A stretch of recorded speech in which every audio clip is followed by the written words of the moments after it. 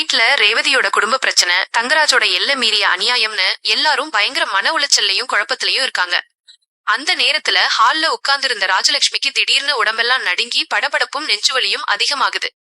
ஐயோ மலரு, நெஞ்சு ஏதோ அடைக்கிற மாதிரி இருக்கேடி, என்னால மூச்சே விட முடியல, நெஞ்சுக்குள்ள ஏதோ பாரத்தை தூக்கி வச்ச மாதிரி ரொம்ப படபடப்பா இருக்குடி அப்படின்னு ராஜலட்சுமி நெஞ்ச பிடிச்சுக்கிட்டு வலினால துடிக்கிறாங்க.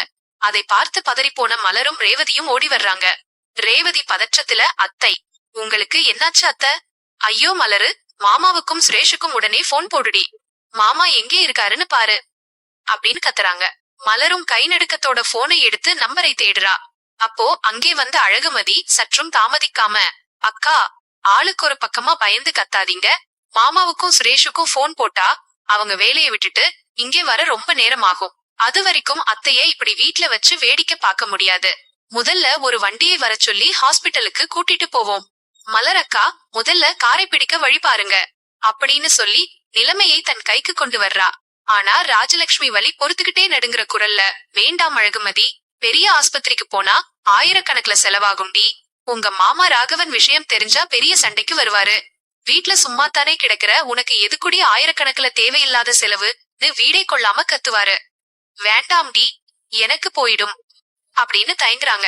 அதுக்கு அழகுமதி அவங்க தோளை பிடிச்சுக்கிட்டு, அத்தை, உங்க உயிரை விட இந்த பணமும் மாமாவோட கோபமும் பெருசு இல்லை, உங்களுக்கு எதுவும் ஆகாது, நான் இருக்கேன், செலவை பத்தி நீங்க ஒரு நிமிஷம் கூட யோசிக்கவே யோசிக்காதீங்க, எல்லாத்தையும் நான் பாத்துக்கிறேன் அப்படின்னு தைரியம் சொல்றா. உடனே அழகுமதி ஒரு டாக்ஸிய வரவழைச்சு மலர் துணையோட ராஜலட்சுமியை ஏத்திட்டு பக்கத்துல இருக்கிற பெரிய கார்ப்பரேட் ஆஸ்பத்திரிக்கு ஓடுறா. அவசர சிகிச்சை பிரிவில ராஜலட்சுமியை சேர்த்ததும் டாக்டர்ஸ் அவங்களுக்கு ஆக்சிஜன் மாஸ்க் வச்சு ட்ரீட்மெண்ட் ஆரம்பிக்கிறாங்க. அப்புறம் பில் கட்ட கவுண்டருக்கு போறா அழகுமதி. அங்கே இருந்த hospital clerk, madam, patient condition தீவிரமா இருக்கு, admission charge, ECG, echo test எல்லாம் சேர்த்து முதல் கட்டமா 15,000 ரூபாய் கட்டணும், பணம் கட்டுனாதான் அடுத்த கட்ட ட்ரீட்மெண்ட் ஸ்டார்ட் பண்ண முடியும் அப்படின்னு சொல்றாரு. அழகுமதி ஒரு நொடி கூட யோசிக்கல. தான் முன்னாடி வேலைக்கு போய் சிறுக சிறுக சேர்த்து வச்சிருந்த சொந்த பேங்க் கார்டை எடுத்து அப்படியே ஸ்வைப் பண்றா. சார், 15,000 இல்லை, இன்னும் எவ்வளவு செலவானாலும் பரவாயில்லை, என் அத்தைக்கு தேவையான எல்லா டெஸ்டையும் உடனே எடுங்க, அவங்களுக்கு எந்த பிரச்சனையும் வராம நல்லபடியா குணமாக்கணும் அப்படின்னு உறுதியா சொல்றா. எல்லா டெஸ்டும் முடிஞ்சு தேவையான ஊசி மருந்தெல்லாம் போட்ட பிறகு டாக்டர் வெளியே வர்றாரு. பயப்படுறதுக்கு ஒண்ணுமில்லை மேடம், அளவுக்கு அதிகமான மன அழுத்தத்தாலும் வீட்ல இருக்கிற ஸ்ட்ரெஸ்ஸாலும் வந்த திடீர் நெஞ்சுவலிதான் இது. நல்ல வேளையா சரியான நேரத்துல கூட்டிட்டு வந்து ஃபர்ஸ்ட் எய்ட் கொடுத்ததால பெரிய ஆபத்து தப்பிச்சது, இன்னும் கொஞ்ச நேரம் ஒப்சர்வேஷன்ல வச்சுட்டு ஈவினிங் வீட்டுக்கு கூட்டிட்டு போகலாம் அப்படின்னு சொல்றாரு. அப்புறம் ராஜலட்சுமி படுத்திருக்க ரூமுக்கு அழகுமதியும் மலரும் போறாங்க. கட்டிலில் படுத்திருந்த ராஜலட்சுமிக்கு உடம்பு தேறி இருந்தாலும் அவங்க கண்ணுல இருந்து கண்ணீரா பெருகுது.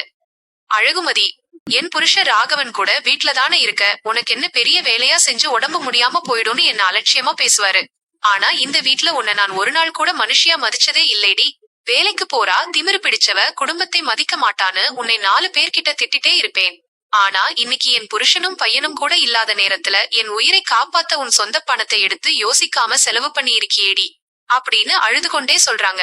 அழகுமதி அவங்க கையை பாசத்தோட பிடிச்சுக்கிட்டு, அத்தை, பழசையெல்லாம் எதுக்கு இப்போ யோசிச்சு மனச குழப்பிக்கிறீங்க, குடும்பத்துல ஒருத்தருக்கு உடம்பு முடியலைனா அதை தேடி போய் செய்யறது இந்த வீட்டு மருமகளா என் கடமைதானே அப்படின்னு அன்பா சொல்றா. அதுக்கு ராஜலட்சுமி, இல்லைடி அழகுமதி, நீ வேலைக்கு போய் உழைச்சு சம்பாதிச்சு வச்சிருந்த பணத்தாலதான் இன்னைக்கு என் உயிர் தப்பிச்சிருக்கு, ஒரு பொண்ணு கையில காசு இருந்தா அவ ஆபத்து காலத்துல குடும்பத்தையே காப்பாத்துவான்னு இன்னைக்கு நீ எனக்கு கண்ணு முன்னாடி புரிய வச்சுட்ட, இந்த வீட்ல மலர மட்டும்தான் நான் இது வரைக்கும் நல்ல மருமகளா நினைச்சேன், ஆனா இன்னையில இருந்து நீயும் என் சொந்த பொண்ணு மாதிரிதான் அழகுமதி, நீ கண்டிப்பா மறுபடியும் வேலைக்கு போகணும்டி, உன்னை இனி யாரு தடுத்தாலும் இந்த ராஜலட்சுமி உனக்கு முன்னாடி அரணா நிற்பேன் அப்படின்னு நெகிழ்ந்து சொல்றாங்க. இந்த மாற்றத்தை பார்த்து மலரின் கண்ணிலும் ஆனந்த கண்ணீர் வருது. ராஜலட்சுமியை வீட்டுக்கு கூட்டிட்டு வந்து ஓய்வெடுக்க வச்சதும் விஷயம் கேள்விப்பட்டு சுரேஷ் பதறிக்கிட்டே ஓடி வர்றான். அம்மா, உங்களுக்கு இப்போ எப்படிமா இருக்கு? ஒண்ணுமில்லைல, நான் ஆபீஸ் வேலையா வெளியூர்ல இருந்ததால உடனே போனை எடுக்க முடியலமா அப்படின்னு சுரேஷ் பதற்றத்தோட கேக்குறான்.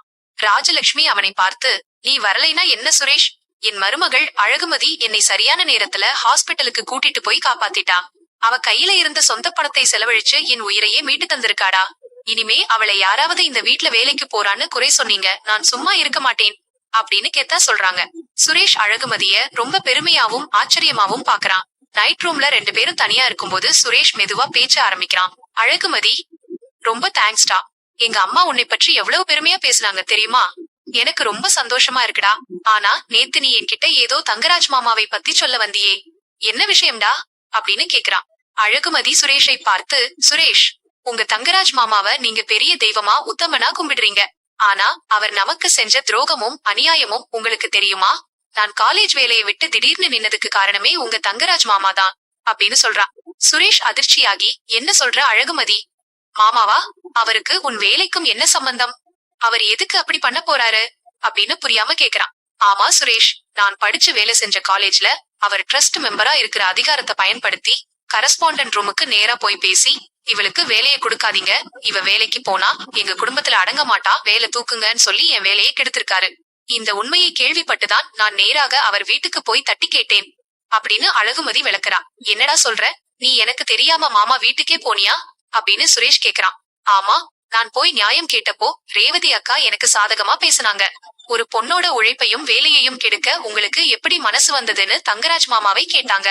அந்த ஆத்திரத்துலதான் தங்கராஜ் மாமா ரேவதி அக்காவ ஓங்கி கன்னத்துல அரைஞ்சிருக்காரு. அக்காவோட இந்த நிலைக்கு காரணமே உங்க மாமாவோட சுயநலமும் என் வேலையை கெடுத்த துரோகமும் தான் சுரேஷ். இப்போ சொல்லுங்க, உங்க மாமா செஞ்சது நியாயமா அப்படின்னு அழகுமதி கேக்குறா. அழகுமதி சொன்ன விஷயத்தை கேட்டதும் சுரேஷோட நெஞ்சில ஈட்டி பாய்ஞ்ச மாதிரி ஆகுது. இதுவரை மாமா மேல வச்சிருந்த மொத்த நம்பிக்கையும் சுக்குநூறா உடையுது. மறுநாள் காலையில சுரேஷ் கண்ணுல கோபம் கனன்று கொண்டிருக்கு. அவன் அழகுமதியோட கைய பிடிச்சுக்கிட்டு நேரா தங்கராஜ் வீட்டுக்கு போறான். தங்கராஜ் ஹால்ல உட்கார்ந்து நிம்மதியா டீ குடிச்சுக்கிட்டு இருக்காரு. சுரேஷையும் அழகுமதியையும் பார்த்ததும், வா சுரேஷ், என்னடா காலையிலேயே பொண்டாட்டி அழைச்சிட்டு வந்துட்ட? என்ன விஷயம்? ரேவதியை வீட்டுக்கு கூட்டிட்டு போக வந்துட்டியா அப்படின்னு ஏளனமா கேக்குறாரு.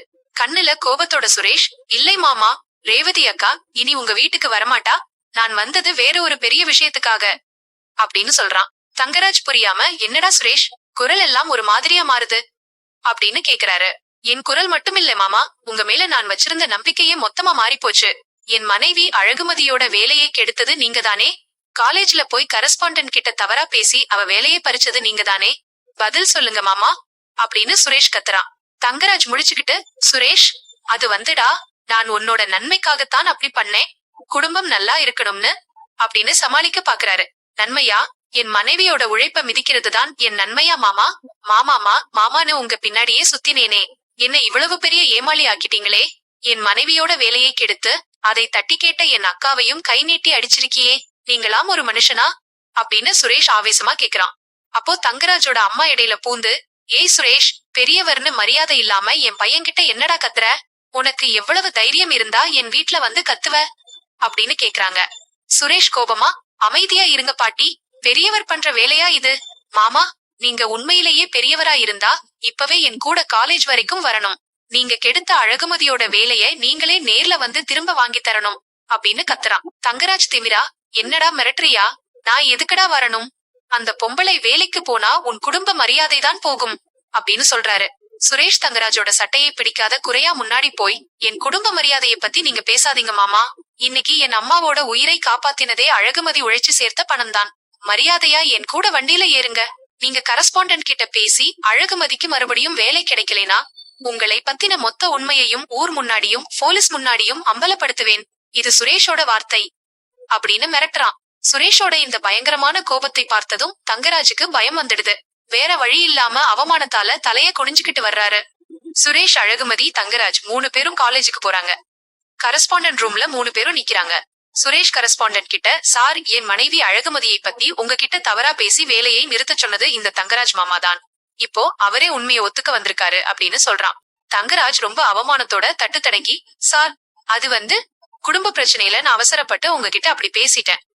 அழகுமதி ரொம்ப திறமையான டீச்சர், அவங்களுக்கு மீண்டும் அந்த வேலையை கொடுத்துருங்க சார் அப்படின்னு முணங்குறாரு.